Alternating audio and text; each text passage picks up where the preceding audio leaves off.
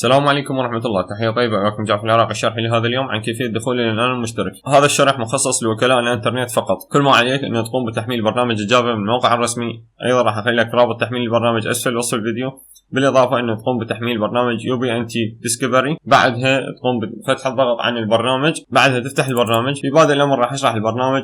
في الخانة الاولى للبرنامج راح ينطيك نوع الجهاز، وراح يعطيك IP ادريسز للجهاز عن طريق ادخل لنانو المشترك، وايضا راح يعطيني الماك ادريس والسيستم نيم اللي هو اسم الجهاز، وايضا اصدار الجهاز. على سبيل المثال عندي هذا المشترك اريد ادخل عليه، مجرد ان اضغط دبل كليك بعدها راح يحولني الى صفحه اكثر معلومات.